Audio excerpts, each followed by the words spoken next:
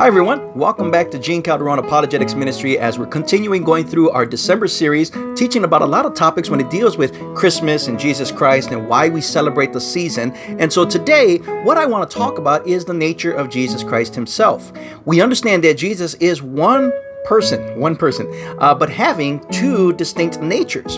And just like the Trinity, the doctrine of the incarnation of God becoming flesh is usually considered to be something that is thought of as illogical. They don't think it makes sense. But even when many issues dealing with the incarnation kind of go beyond or transcend our human understanding, the doctrine does not violate any laws of logic.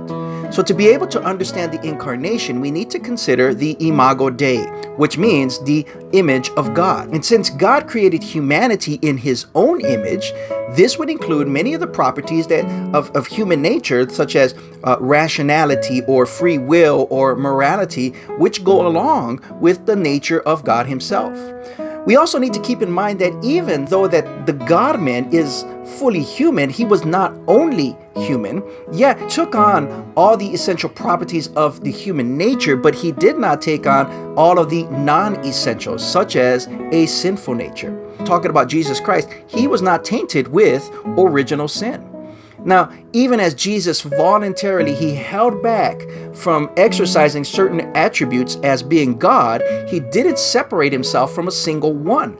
For example, his omniscience, his human nature served as a filter to be able to limit his own knowledge as a man. But still, Jesus' divine omniscience was always accessible to him through the will of the Father.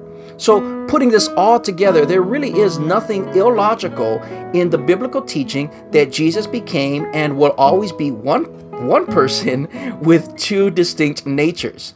So it's this miraculous incarnation, the fact that God himself became man. It's that incarnation of God that Christians around the world together are celebrating this Christmas season.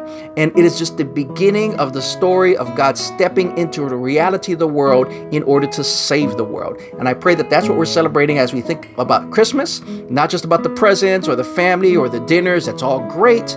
But the reason why we're doing this in the very first place is because of Christ alone. Thank you for watching. I hope this helps you. And again, if you're interested in supporting a missionary here in Northwest Indiana, serving on college campuses, youth groups, different church groups, that's what I am. That's my heart.